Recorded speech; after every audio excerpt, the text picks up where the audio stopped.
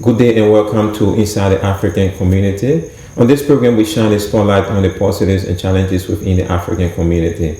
I'm Steve Badier and my guest today is Mr. Mabok Deng Mabk Marial, Chairperson of the African Communities Council of South Australia, Accsa. Mr. Marial is here to talk about what he's doing up there at Accsa. Welcome, Mr. Marial. Thank you. Okay. Thank you for everything you are doing there at Accsa, and good to have you on once again. To start with, can you tell us a little bit about yourself? My name is called Mabok Deng Mabk Marial. Yeah. I'm originally from South Sudan. Okay. I arrived Australia, in particular Adelaide, on the 6th of August 1998. Oh, long time. Yes, and I came by India, Okay. and so that's basically, all about me. Okay, that's good. So you have been here a long time, and you are the current chairperson of Accsa. So at Accsa, what do you guys do there? The Accsa, which is the African Communities Council of South Australia, is one of the peak organizations that funded by the federal government. Okay. to settle all the Africans that come to South Australia. Okay. And we have been doing this now for the last 14 years. Okay. And basically all the Africans that come, Yeah. from the day of arrival until 5 years, Yeah. we settle them, show them the way around, Okay. shopping, Yeah. and all other things that are necessary, that are required Yeah. by the funding body for us to do. Yeah. Until also other organizations that are doing also helping Africans Yeah. when they are exiting, because all other service providers exit members when they are 6 months. So we take them on from there until they become, when they reach 5 years, that's the limit that at least our funding probably, even if we do, will not be as committed as it's supposed to be from a day of arrival to 5 years. Okay. So you deal with people between 6 months and 5 years. Yeah. But do your services cover African students or people that don't come to Australia by student visa or other visas? No, our programs only covers the people who arrive as refugee or humanitarian ground, which is those who arrive with the visa 200 or 202 or 204. Those are the people that we covered on a humanitarian ground. The students only get the services and normal services that will not really cost us anything. If they come to the office, we won't tell them why, but we'll always also try and support them. Maybe they just need to be shown, some addresses or some organization that can help them. Yeah. So those services are there, but mainly the SGP, which is a settlement grant program, is only for people who have been here from the day of arrival to 5 years. Yeah. Okay. So with the Accsa as an institution or organization, what's the makeup? Who are those? What's the makeup in terms of communities, in terms of our leadership? The makeup of Accsa is actually a makeup of all the different countries. Yeah. And the membership is not individuals, it's the communities. So we have 18 communities under Accsa. Okay. All the refugee communities that have come here Yeah. are all under Accsa. Okay. And each chair of every community sit on the board of Accsa. Yeah. So like, for example, the Liberian community, for example, the chair can nominate somebody from within the Liberian community to be sitting on Accsa board. Okay. And also the other communities do the same. Or sometimes it can be either the leader himself or the leader can nominate somebody.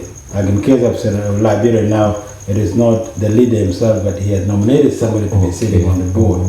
So it's really up to the leader to nominate who is going to be sitting on the board of Accsa. And that board of Accsa they are the one that sit and elect the office bearers. So there's a board, and then the board now elect the office bearers, and then the office bearers is to really do what it is required by the executive to do. And then we come back with a report. If there's anything, we give a report to the executive. The executive has the right to say, okay, do this like this, and that one the most supposed. So they are really people that the office bearers are answerable to. Okay. Because they elect them, and they can also take them away as well. Okay, I didn't know about that, and thank you for the information. But with like how, as a chairperson, and with long experience in Australia and South Australia, how hard is it, or how easy it is working with diverse group of people? It is very challenging. I cannot say it's hard, but it's challenging. It's challenging in the terms that a lot of the executive members and even the office bearers are doing it voluntarily. And no one is paid. We have workers that are paid, and those workers, the office bearers like myself, we look after the workers. So the funding that we get, we employ people to be actually serving the members. But us as office bearers and also the executive, we do it voluntarily.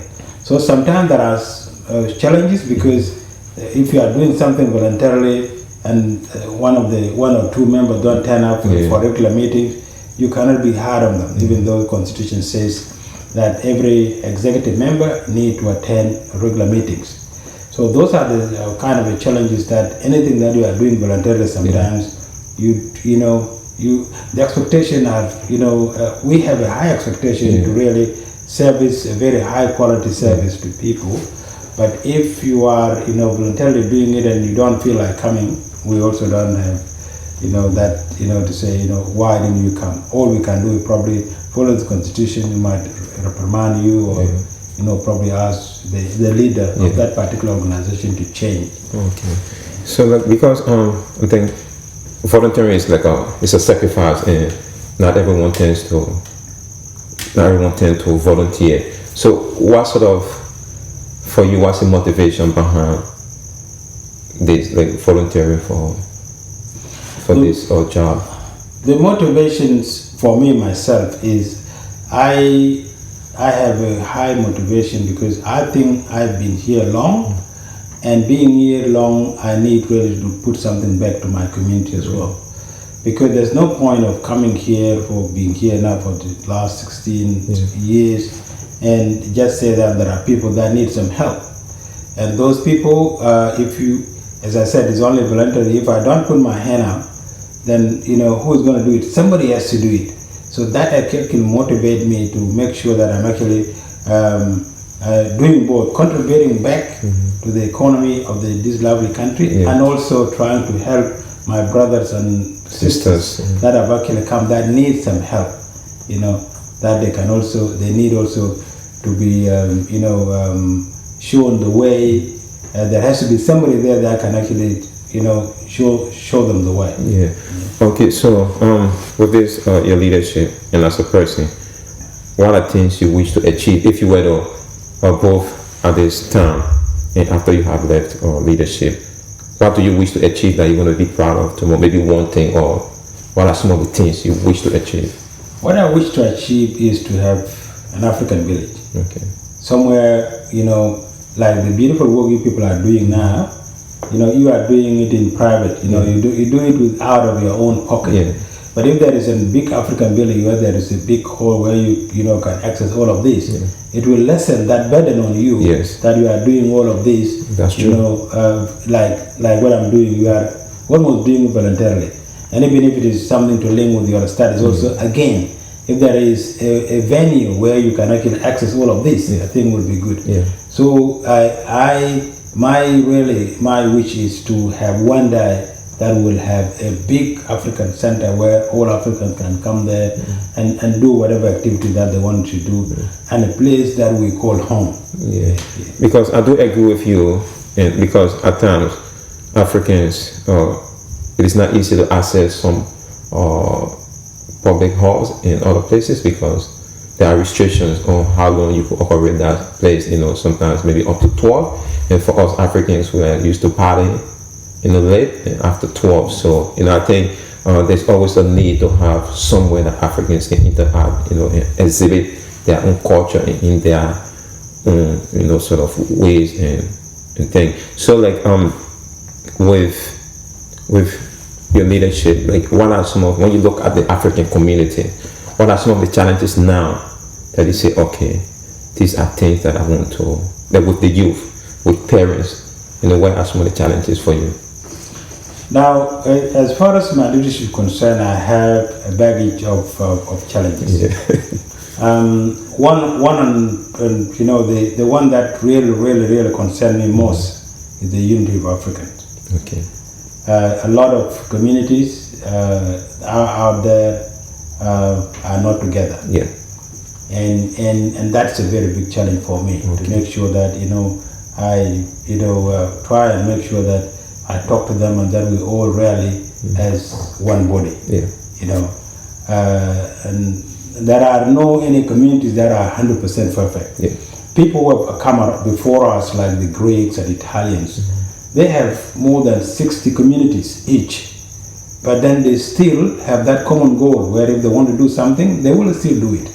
And that's what I'm really aiming to do. Okay. I'm not going to dismantle every small community that will become one. Yeah. I respect that you come from a certain community, yeah. but we have to really respect the umbrella. That whatever umbrella you believe on, then you can join, and then we can do one thing, and that way we can actually be respected. Okay, I think that's another good one. Yeah. The second thing is our youth. We have a very big gap as leaders or elders. We have a very big gap between us and the youth. Yeah. And that gap needs to be bridged. And the only way we can bridge it is by dialogue. We sit on a table of dialogue.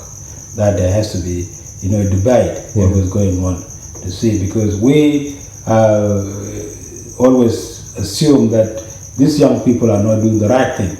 The young people also in turn accuse us that the leaders and also the elders are not doing the right thing. Okay. So we probably need to sit and debate and say, okay, which area do people think that we are doing wrong?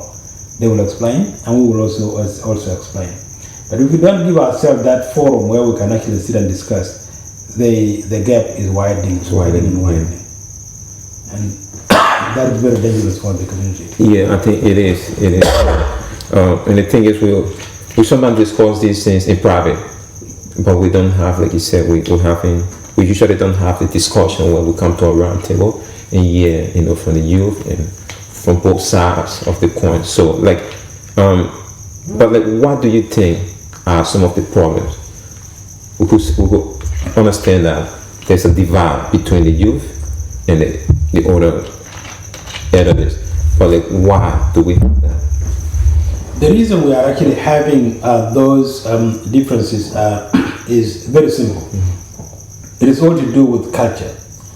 Some of the leaders and also elders have baggages of us, sticking to our culture. Okay. The young people have come and assimilate very quickly to this environment. And now by assimilating means they would probably be adopting more things that they probably different to us. Yeah. As far as we are concerned, we see those things are not really something, that we see them as things that are going to destroy our culture. Whereas in their logic, they think that, we are in Australia and we are probably supposed to behave this way. That's one thing. The other thing is, when we came here, there are certain rights that we actually lost as elders or as leaders. If I find a young person from whatever continent, from whatever country it comes from, as far as we are concerned as African, discipline should be done or counseling should be done by elders. Now, if you see somebody, a young person, doing something bad and you go and talk to him, the first thing you hear is the word F. Now, that is where actually things will go wrong straight away. Because that person might do it in a very, in a good intent that, what you are doing is really something is not good. And if that communication break down where that young person thinks that, oh, you did not bring me to this country. I don't even know you. Yeah, Who are I don't you? even know you. Yeah. So that means we deviate away from where we're supposed to be addressing some things to the place where everyone says, I'm free, I can do whatever I like. I don't even know you, where you come from. You did not bring me to Australia. Yeah. So then it becomes very hard. Yeah. It becomes very hard for elders. Then if I find somebody a young person doing it our child way, I'll move my own way. But not knowing that what I'm actually doing is wrong to that kid, because I'm just shying away because I know if I go and confront him, I'm going not to hear anything good from him. You see, and so this is where it becomes a problem. Okay. A lot of also other issues is most people that have come here are single. They come as single parent, either a single dad or single mom. Now again, when they actually come here, especially the young people, they come and grab English very quickly. And they act like if they are the one knowing everything now in the house. So here it becomes also very hard. You will try and explain something, you really don't know it. And they are right, they pick up, the electronic very quickly, the computer and other things, and even the accent very quickly, So then they see us, there's really a gap. We are really still backward with the way we talk, with the way we act. It's completely different. So this is where the problem is. I think they are all genuine reasons, and sometimes we talk about these things. But let us go back to Accsa. There are two African community groups, or Accsa and Accsa. Which is the legitimate, or which is the most recognized African community group? I think that's a very good question. But I'll really explain. It's not that I'm going to, say some good things about Accsa, but let me just take you back a little bit. As I said earlier, I came here in 1998. When I came in 1998, there was two African communities. There was an African Community Association of South Australia, which is Accsa, and there was an African Heritage Association of South Australia, I.A.C. So when I came, I asked the same question you've asked. Why there are two organizations here? We are only few Africans. Why can't we actually have one organization? They said, according to the history that happened from the Africans that came before us, that Accsa was the main body. But then I.A.C came out because of differences that happened, I.A.C came out from Accsa. And now, none of them actually want to compromise to say we are actually coming to one umbrella. So what I did with some of the other Africans that were not also happy with the way the Africans were going, I mobilized some few people, and they accept. And we call ourselves African Forum. And the intention was that the African Forum will bring all these two African groups together as one. Accsa and I.A.C as one. Because some of us who were in that committee who were not members of Accsa, who were not also members of I.A.C. So we were just neutral Africans. That comes, and we want to bring unity among our brothers and sisters. We involved Migrant Resource Center by then to help us out because some of us were still not even working. So we need somebody at least to help us to put the thing together. And Migrant Resource Center said yes, they can help us. So we contacted Accsa, we contacted the I.A.C, and both were very positive. Dr. Malinda, who was the president of Accsa, and Ben Yingi, who was the president of I.A.C, we approached them and they all agreed. They said, okay, that's a very good idea. That was good. So then we were sponsored by Migrant Resource Center and sent us to a place called Milo. It's around about 45 minutes or 45 minutes. It's in the hills. So we were taken there for a retreat, all African. Of course, I.A.C, now we are all African. That was good.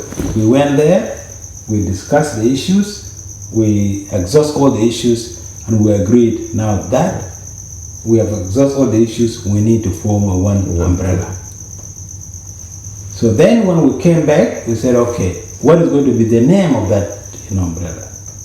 That is where the council came from. So since there are COSA and there is a HASA, let us call this a council.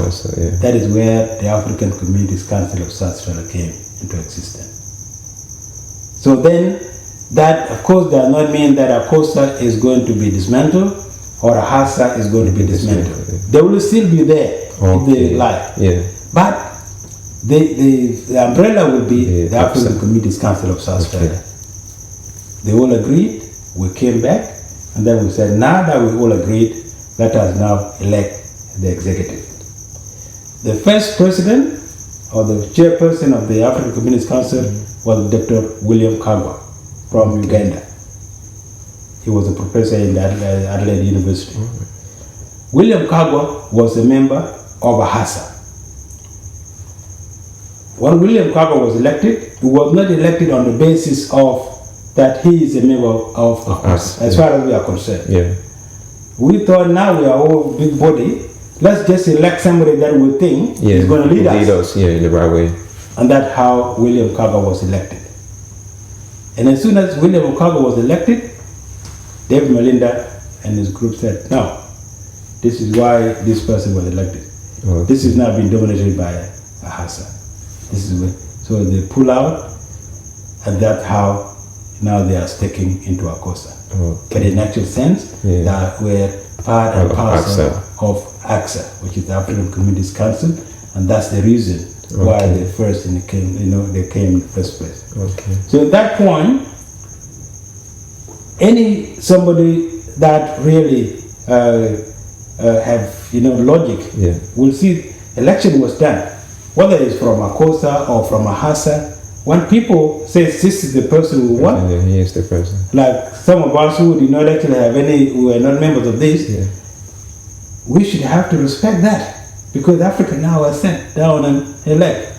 So if I did not elect you, you cannot say, oh, because you did not elect me, I'm going back now, I'm not going to be part of this. This is what happened. So ACOSA is still going ahead. William Kwaga term finishes, then was followed by Ben Ingi, and Ben Ingi term finishes, was followed by Dr. Dr. James Lodion, just died a couple of months ago, and after James Lodion was Dr. Masika, and after Masika now is me. Now, all of this that is happening, ACOSA has already pulled out. One has assumed the leadership with this feeling of bringing Africa together again. I'm now in regular contact with the Malindi. That, I don't see ACOSA as the enemy. They are also Africans. If they intend to say, okay, we're still doing this, and they are doing good work for Africans, I have no problem with that. But we should not be seen as fighting each other or enemies to each other, because there's no point there. The organizations are there to service the members. We should really target ourselves. Then it becomes something different. So if ACOSA is there helping African, I'm happy. And there are a couple of functions that I've done. They call me. I did not say, why do you call me? I go there. They give me a chance. I talk. They don't give me a chance. I'm also happy. I have no problem as long as they're helping Africans. So this is my theory, that I think if there are other organizations, I should not be dictated to say, why do you have that organization? But you have to see what that organization is really doing. Are they helping Africans? So, do you, when we talk about some of the problems or challenges, with the youth, do you see this divide in leadership being a potential from just the youth to some of our problems, or the level of divide between younger Africans and older Africans? I think to a certain extent, it can actually be also a contributor. I cannot say it is a main, but it can also be a contributor. Let's say, a simple example, let's say, if there are people who don't believe in Accsa, and for some reason or other that with ACOSA, and there is something that I know I can help that person, but because they do not believe in Accsa, it will be very hard for me to help that person, because if he comes, he will get that help. and vice versa. Maybe there is also somebody who believes in Accsa, but maybe there's something that he will get out from Accsa that he might actually benefit from. So it's really one of those things that, if the members are free, that's why I was saying, if members are free getting services for all the organization, to me, no problem. Okay. As long as they go to Accsa, they get services, they come to Accsa, they get services, I have no problem. Okay. But like you have attempted reconciliation with Yes, I did actually invite Melinda in my house. I spoke with him and I told him my intention, and he also told me that he's also interested. Okay. I have no problem with that. He has no problem as well. Okay, so that's a possibility. So there is a possibility that we will work together. Yeah. And already now we are working together. He invites me, I invite them. If I'm having functions, let's just start like that. Start like that. Rather than saying, you abandon yours, you come here. No, let's just start to work together. Yeah. If there's something that you are doing at Accsa, call me, I'll come in. If there's something I'm doing at Accsa, I'll call you, you come in. That's how we start. That's how also members will see that these people are working together. Yeah, I think that's a good one. So, with politics, let's go to politics a little bit.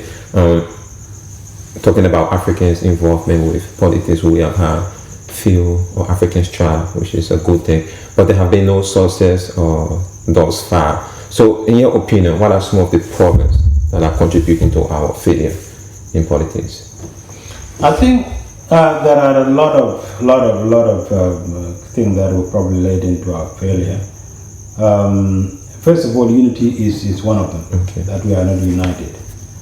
But the main issue is that this country is a country of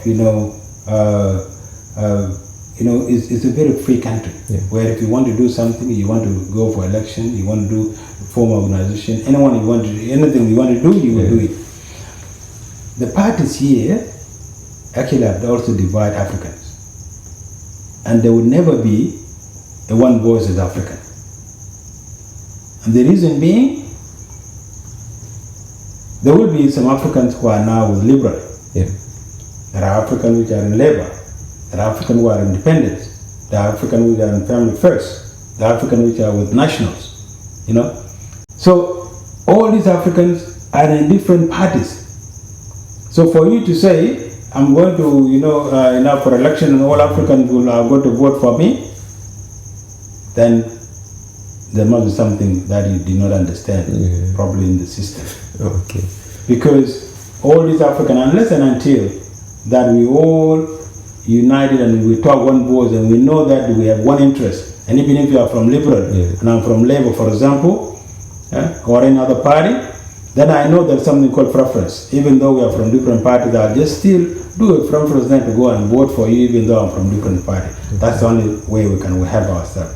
But only when we are all united. Okay. But because we are not united, and also in different parties, that is not helping us. Okay. And that's why you see a lot of people that go there, they will not go anywhere. Okay. Yeah.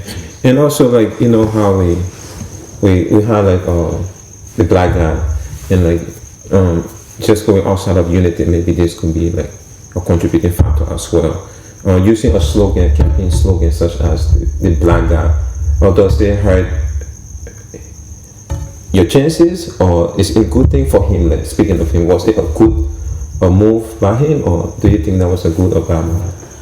I think really there are he put up that a slogan that vote for the black guy. Yeah. There are some people who took it negative, and some people actually took it positive. Okay. It was like a canopy. Because sometimes when you do campaign, you put something that sometimes will probably attract the attention of people, and then they will probably go there and think. So he put it there probably not because people will like it and say yes, but it was a thing maybe to draw the attention of the people, and then you can decide whether you are really going to go vote for the black guy or you are not going to go vote for the black guy. So in one aspect, it might have actually contributed in a lot of people saying this is racial kind of statement. in some aspect also, might actually say, okay, we'll try seeing this person, we'll try this person. So it's really a cat on the wall there. You know, we cannot say it is wrong, and we cannot say also it's right. Yeah. Yes. Yeah. Okay. So like other issues like sometimes on the media, like quite recently there have been some racial issues on Facebook or videos about racism. And as a community leader, what are some of the experiences faced by your people when it comes to racism? What are the advice? What are some of the things what's the experience personally? Well, racism is there, and we cannot deny that. But we also need to be smart enough to make sure that we portray it in a way that other people will really know that yes, this is really racism. Okay. Because people are so smart here to the extent that they can actually do some racial kind of thing to you, but you don't know. You don't know, Or something can happen which the person did not intend that is racial, but you take it seriously. They say this is racial. So it is really up to us because racial do exist. Even me myself, who was working, I do experience that directly. So it is there that the racism is there, but it is up to us to live out our game and say, okay, since it is there, it is something that we cannot shy away from it. There's something we need to develop a mechanism where we can actually try and live with it, because it is affecting us. It is also affecting the kids who are going to be born here as well. But we have to have a mechanism of how we can actually overcome that. Otherwise, it will affect us. Where you are working, you take it serious, it will even, result into you losing your job. But racism is there. It's something that we cannot say. Always exist. Maybe some days we're gonna get rid of it. But just like Africans, right? Just looking at Africans in terms of social indicators, like employment, education, and other things. Where do you think Africans are now? Like, where are we? If you were to sort of give a description of our status in Australia, how far have we gone, or how far do we have to go? I think I should be saying, really, I'm very proud of some Africans who are really doing very hard and up there. Still, we are very far away to go, but there are already other Africans who are already in the system, and that's what I was saying. If there was a kind of a unity, then the young people will see those people like role model, and then they will actually come. I agree. Because there are a lot of barriers that racism is one of them. English is second language is one of them. So these barriers actually want us to do. If a mainstream person is doing 100%, we do it 110%. So we have to make sure that we always do extra for us to be there. But so far, if I talk about the ratio of Africans here and who are working, there are good numbers who are working. In white collar jobs or blue collar jobs, most Africans are actually working. It is sometimes frustrating that to see people with really good degrees are also still doing the blue collar jobs instead of white collar jobs. But employment is something that is not only affecting us; it is affecting all Australians. But ours is more worse because of the thing that I just mentioned. Disunity. Disunity. English is second language. Not really us, not because if we don't have a lot networking, we have to do. That's how jobs are found here. We have to have, good networking. We have to also be seen to be a united kind of a voice. And that's how other big things will support one another. Small businesses, that's how we get there and employ one another. Right. So, like with let's say people coming to Australia, like Africans coming to Australia, and you being a leader and one of the successful African men, what sort of advice do you have for newcomers to say, this is the way forward from my understanding, these are things you have to do to get you there? Some of the advice that I always give my brothers and sisters is that when you go to a different country, it is always hard. Regardless of whether you are educated or non-educated, it is always hard. So it is really up to you to be really very patient. Patience and resilience are the key. If you are very patient and you really target, you have to have also vision of what you want to do. So if you have these three, you have a vision, you also have resilience, you have a patience, then you will reach that. Sometimes we are drained in a lot of things that we are doing. You can have a vision, but if somebody come and agitate you and call you a black man or something, then it will drill you completely. And that will probably, even something that you are going to achieve, you won't achieve. Someone say, oh, you want to be a doctor? Oh, you cannot be a doctor here, Your English is even, no one can understand. You can't be a doctor here, or you can't be an engineer here. So that is stuck in your mind and say, oh, now this is really becoming very hard for me. And then you develop something different. So you are already drilled into someone. But if you are very focused, you say, yes, I do understand that. My English is my second language, but that's my goal, and I'm going to do it. And there's no one else. I have confidence in myself that I'm going to do this. So that's what I would advise people, that patience is a key to everything. You have also to be well organized. If you are well organized, then you are, and this is what I always call the triangle of respect. If you have organizations, educations, and wealth.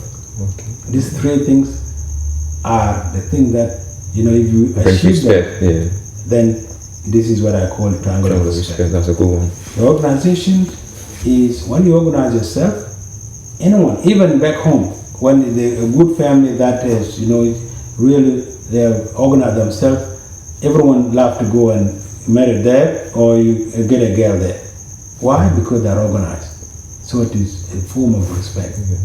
If you are well educated, it doesn't matter wherever you go around the world, oh, that person is well educated. You will be respected. If you have money, Bill Gates, now, well respected.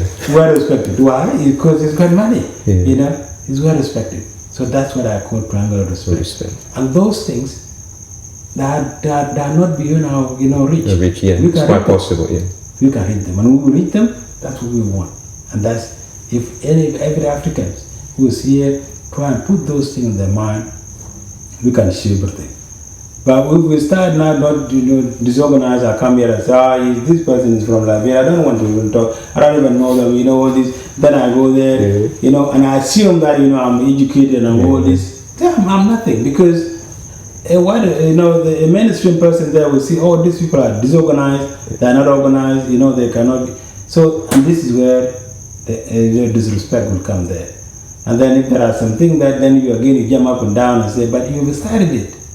So that's where you need to organize yourself. You need to acquire the thing that you have vision to acquire all these things that I just said. So that's always my advice to our brothers and sisters. Totally agree with you, especially like the triangle of respect. I think that's a key one. But for you as a person, like what next for you after your tenure with do you wish to run for another term, or maybe politics and government? Do you aspire to go? Maybe what? I think it depends really as I said, this is only voluntary work. If I still have that, I still have some fuel in my tank that I can still go, then I can go. But if I feel, very exhausted, because, these things sometimes it's linked with a lot of things. You are working, you have a family, and you have to also look after other people as well, which is your brothers and sisters who need your help as well. It is really hard. But with the passion that you have, if you choose to do something, then you can. If they will still want me to do the job for them, and they say we still trust you, because it all come about the trust. If people trust you and say you have to do this for us, then you can't turn them down and say I'm not going to do this. But if there are also other good person who's coming and say I also put up my hand, I'm sure I can do this. That's where we rotate, because this is about somebody who also wanted to put up his hand and wanted to really help people. Okay, The only downside of that is if somebody comes, take it and then kill it, then it becomes a problem. And I've actually witnessed that in a lot of where somebody will say, "Oh, I'm just there," but it's actually it came with the two kind of hearts. You wanted to help and you wanted also to do some other things. If you come like that, you will speed it down. Like I say, you won't continue. Then a small Christian will say, "Oh, this is I can't even. I don't want to do this because you don't have the passion. Because you don't have the passion. But if you have the passion, you have to swallow everything. How many times people call me this and this, this person eating our money, doing this or doing that, If I don't have that passion, I say, why all this, I'm working full time, I have a family, I can just go there, and help my, my family, Instead of just going there every now you are abused, every day you are, somebody just go and create something, then put it to your back. But if you are confident in yourself, what you are doing is right, then they will bark until they stop themselves. There's nothing you can do. No, that's it. And I think it's about passion. So once you still have the passion, there's always a need to go. And so, like with your goal, something I admire so much, like in terms of having an African village in future. So, like, is this something that you want to achieve now, or like how soon or how long do you think we're going to sometimes have our own place as Africans? The only bad thing here, the problem, other states are really very flexible. It depends really to this, if they have money and with the state, other states actually do have some venues and places. So this is where I cannot lie and say it is going to happen tomorrow or next year, but I'm actually trying, then everything will be fine. But if I go there, whatever something we are doing like this thing, I do appreciate what people are doing. Thank you for that. It is something good. But if I'm somebody who is very negative, these people they are after money. They wanted these things, they are wasting my time, and they wanted to go so that they can go and get money for this. So this is one of the things that we don't have Africans. We don't appreciate, and that's why you see a lot of problems wherever, all over. If you have done something good, appreciate that person. Give him some ideas. If you think that there's something going wrong, say, I think you are doing right here, but if I was to be you, I'll do it this way. This is called constructive criticism, which we sometimes, unfortunately, can say that we are lacking. We have to encourage. We don't have that. Instead, we are too negative. Say that this person, why do you have to go? He has some hidden agenda there. Maybe he wants something for his own benefit. All that. But not knowing that when you come up with this one here, it will solve a lot of problems. You will also be respected and say, oh, these people are really well organized. What they did now, see what they are doing, So I wish people actually have the same heart where we appreciate each other. Somebody is there, is elected, doesn't matter whether that person, you are more educated than him, respect him because he's there as your leader.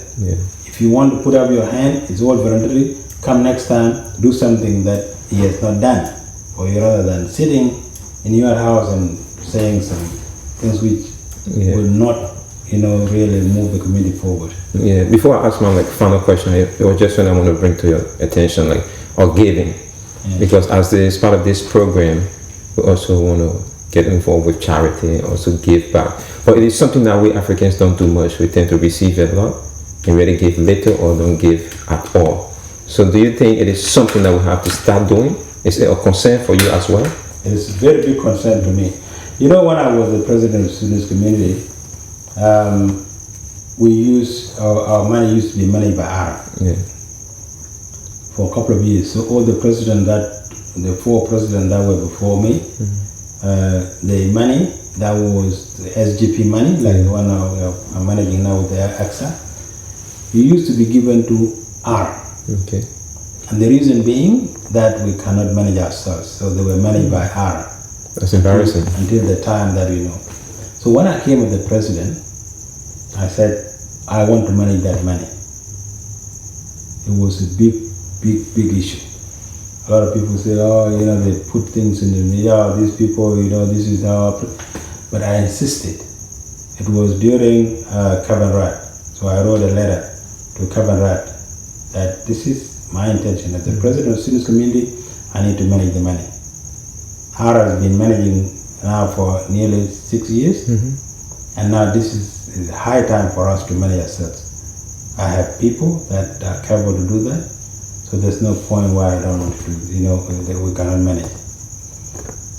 The good thing that Kevin Rudd has done, they've sent he sent Governor General, Prentice Price, came by charter flight to Adelaide. And I was sent a letter that you need to meet the Governor General with your people. So I selected 100 people, and we met the Governor General in the hall, in the Woodville Hall. Okay.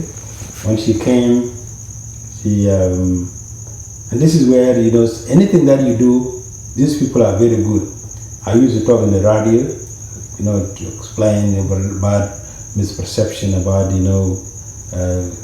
Sudanese communities, this and that. And she had one of my speeches. So she came and said, I've heard one of your speeches, and I was very impressed with it. But now, what I want you to tell me, because you wrote a letter to the Prime Minister saying that you wanted to manage. Tell me in 3 words, why do you want to manage?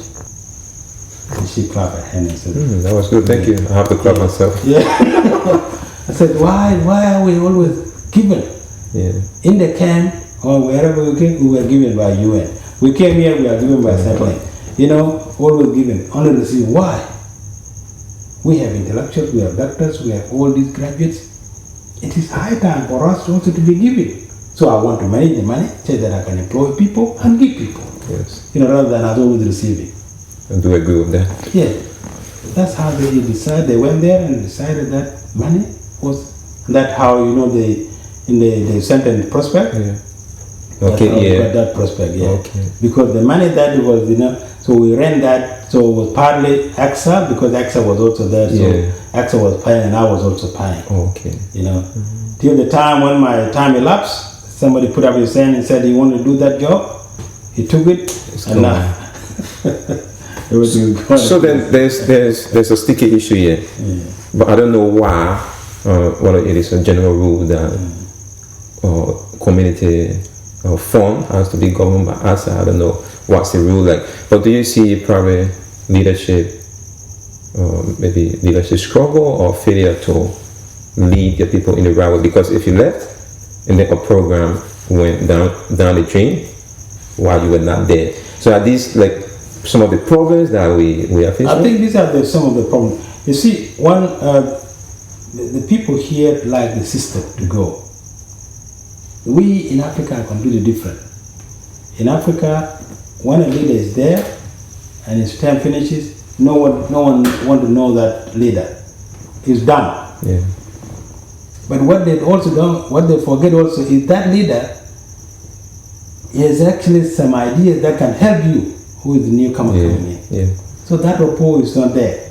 In most of the communities that come, you will always find that the former leader will always have a problem with the new coming leader, because what the new leader will come and say is to start fighting, accusing this person has eaten the money, has done this and all this, rather than coming to say, brother, I want your support. I know you have some link, you have some network, I need your support. And I thank you for the service that you have done for our community. Now that is my turn, I want you please to support me. Again, come back again to unity and trust. Things will go very smoothly. Because what you will first do is to take the new. I don't want to know you because you were there, and all that will come in my mind, you have eaten the money. Yeah, being corrupt. You have been corrupt. And that's what exactly is for our community.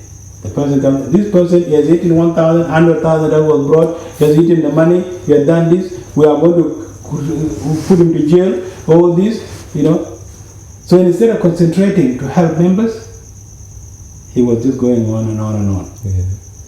And where the community now, community is gone. But do you think, right, as a community leader, the African leader, do you think a focus or shift from grain to more of sustainability where we support and manage our own, financially support our own events. Like maybe not 100%, but at least 50%. Do you think that will sort of help with the issue of blame game? There's always allegation of corruption, and it's directed at grant. The issue of grant comes out a lot when we talk about community issues. So maybe if we shift to more of our own money, our own support, will that help? It won't help. Anything to do with money, with African, nothing will help. You try now and say, even taking the money from people, it will be more worse than a grant. Right. Look, the grant, you go to the government there, and you are accountable to the government. Yeah.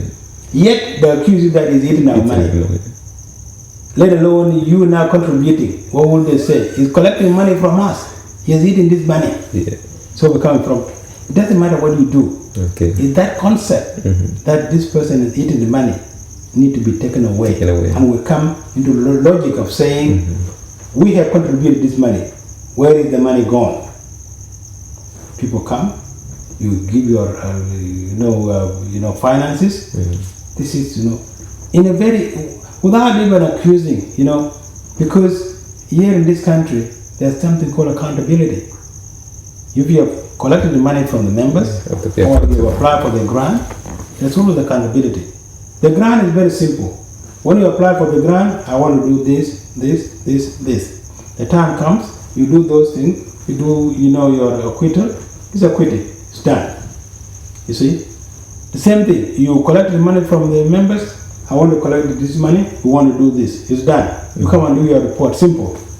But that, there are people, it doesn't sing.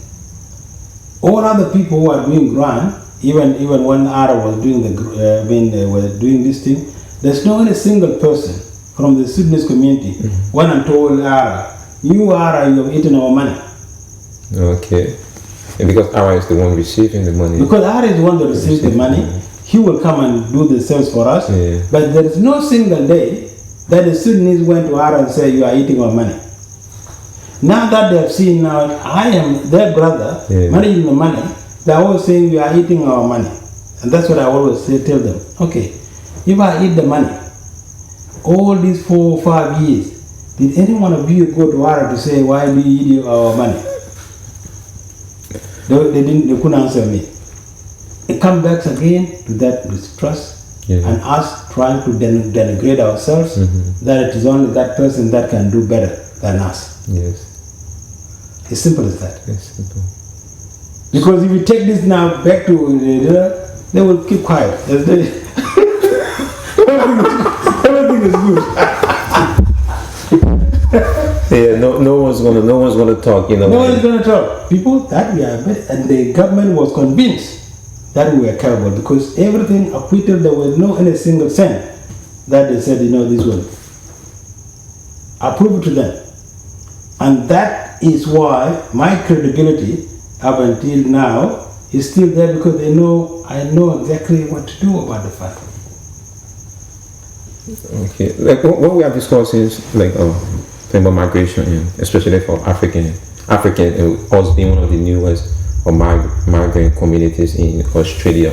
The issue of expectation always comes into factor. So, do you think is there an expectation placed on African in this society that we have to step or we have to achieve? Is there something that maybe the larger or mainstream society expects us to do? Look, the mainstream society has a very high expectation from us. Not only us, but all the migrants that comes.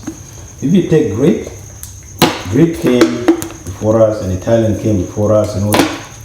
But those people now, you see them, they are all having houses, they are all having companies, they are all having this, Then another waves came in, which is the Vietnamese. Vietnamese came also. That the wave of Vietnamese that came, they also now they are doing a lot as well. So every migrant that comes, people expect them to be doing something, And so when we came as African, they were expecting that these people are also going to do this, Italian, like Greek, like the Slovenians and also the Vietnamese, to the extent that our governor today in South Australia is somebody who came by board as well. Yeah. So that is the expectation that is also wanted from Africans. It's not to fight each other. It's not to go and, betray each other and say this person is doing this. You think you are doing the right thing, but it's wrong. Because you are supposed to support. If the people, like the Vietnamese, were not supporting themselves, somebody like Ivan Lee would have not sit today to be the governor of South Australia. But they do support themselves. Even though there are differences there, but they have a common goal.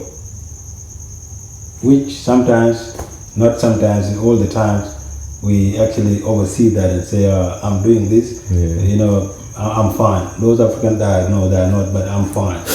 You try and see coming after us. Because they see these people, no. And that's already started, last time when they were saying, the black person has low IQ and all this. It's because the things that we are doing don't really rhyme with the way things are done here. Yeah, so because that's a really big argument, black white IQ issue, which of course some people have disproved. But with the expectation issue, do you think, or let's put race into the situation? Sometimes when people behave what we call racism, do you think these sort of realities are taken into consideration when they target you? Is it bigger than race, or the reality of not being able to sustain your own or community, not being able to, the issue of allegations of corruption, disunity? Do you think we should discuss race looking at such a lens? And people might look at these things and target you, not actually your race, or the situation you are faced with? Yeah, that's true. I mean, a lot of things that actually we do is not, some of the things like, the race issue. Of course, that can be disputed. It's not a big deal that, it was really correct that to say, this is this. But if you come into, because sometimes you need to prove that this is this. Yeah. Some of the things that we do, I'm sure there are a lot of people who are very, very, very, very successful to the extent that they even, equal to the mainstream people. Yeah. There's no doubt about that. But if you take as a group, as we've already talked about the Italian and Greek and all, then that's where when you see that, if we say we are around about 40,000, for example, here in Australia, and see the ratio of people who are fitted in the system, that's where the question comes and say, is there anything wrong really there, or there is something that need to be fixed, because you see with the number here in South Australia, we might be around about 20,000 Africans. Okay. Now, within that 20,000, they will see, if you see the ratio of people who are employment, in terms of employment, in terms of people who are highly influential as well. Yeah, steady. Then that's where you weigh and see, okay, we are not there, but we will be there when when we are trying. But we have to get rid of certain things. We have to get rid of certain things, and then we'll be there. Okay, so before I let you go, is there any message for Africans out there? Well, the message out there is really, my baby is always unity. We need to be united. You might have some, differences with me, my style leadership, or the way I does my thing, or I do my things. But if you believe in the way forward of the entire African community here, then we need to always dialogue. There's something, instead of just walking away and say, you call me and say, I think we are going wrong here. If I was you, I would do it this way. You will always have a constructive criticism among each other, then we'll go somewhere. But if we only put in a negative criticism, and sometimes even without any basis, sometimes you criticize and there's no substance in what we are actually saying, it becomes, a criticism for the sake of criticism. Yeah, it's negative. Negative. So that's I always beg that let's unite and talk one voice. At least we will actually help each other and help our brothers and sisters as well, wherever they are. the simplest thing last time when this Ebola broke out in the West Africa. Because most of us were all we were supposed to be doing more work than other people are doing, so that they can support us. Yes. But it was limited. Why? Because we're not united. Even though it was something affecting us all, So it's that simple thing that people think that it is. This is only, is a problem with West Africa. No, it is not.